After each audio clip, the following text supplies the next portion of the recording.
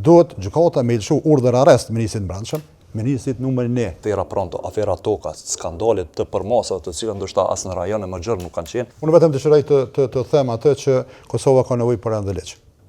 Dhe kur ka nevojë për ende ligj, duhet edhe të vepruar ashtu konform ligjeve.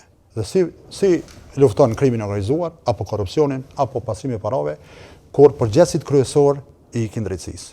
Duhet gjykata me lëshu urdhër arrest ministrit brendshëm, ministrit numër 1. Para po them ministrit brendshëm që nuk jo ka përgjigj vendimeve të gjykatës. Sa herë ministra e drejtësisë është thirrë në gjykatë nuk ka shku, ose nuk ka shku kolegu i tij, në mënyrë vetëm që rasti të parashkruar. Për çka është urdhër arresti? Për gaz lësjellës kuvent. S'ka lidhje, është ministri i drejtësisë, nuk prish punë për atë punë. Është ministri, është shembull, është do të më thënë pasqyrë. Dhe rasti pastaj bëhet parashkrimi absolut dhe dezinformohet opinioni se ajo ka dalë pa fajshme. Absolutisht jo, por rasti ju ka parashkruar. Ministri Sveçla është detyruar policia e Kosovës, okay, rregull. Shiko, tash kjo çështja e zbatimit ligjit është temë në vetvete, mirë po a le për të dëshiruar kur vjen puna aplikimi standardeve në drejtësi padyshim që po. Na kem aktivistë vizë dëndosje që sapo janë dënuar edhe deputet për shkak të një statusi në Facebook me një vit të Gjysmëburg. Ndërkohë kemi pasë raste sikurse të afera Pronto, afera Toka, skandalet të përmasa të cilat ndoshta as në rajon e më gjerë nuk kanë qenë, që janë shpallë të pafajshëm.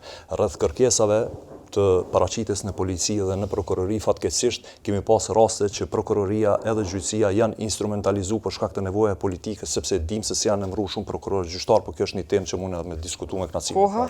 Faleminderit shumë që thua janë shpallë të pafajshëm. Domthonë gjykatat e kanë marrë një vendim dhe i kanë shpallë të pafajshëm. Por nuk janë shpallë të pafajshëm, ministri i drejtësisë ju ka parashkruar lënda.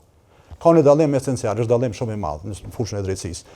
Dhe unë e kuptoj që nivele të vogla dënohen shumë njerëz.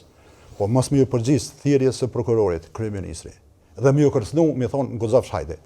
Mos më ju përgjigj thirrjes së gjyqtarit, ministrit brendshëm. Dhe anashkalimi i këtyre procedurave nga ministri i drejtësisë, çka kemi më fol për sundim dhe ligj. Sundim ligjit, çka kemi më fol më? Kemi pas Po kemi pas raste, pra po them që janë instrumentalizuar prokurorë të caktuar, ne e dim se çfarë probleme ka prokuroria, e dim mënyrën se si janë memëruar ata, dhe se fatkeqësisht këto ftesa janë bërë edhe me agjendë politike për me kriju idenë e zbatimit ligjit ndaj kryeministit të Republikës së Kosovës. Kërkush nuk e ndalon një prokuror me shku me marrë një deklaratë edhe në zyrat e shtetit. Në fund të fundit nuk po del jashtë kufive të Kosovës. Janë objekte qeverisë Kosovës, mund të më shku me marrë një deklaratë, kryeministri është përgjigj, edhe ka raste kur është përgjigj, edhe unë jam përgjigj për ato të cilat më ka thënë ndonjëherë prokuroria, policia si rezultat i aktivitetit tan politik.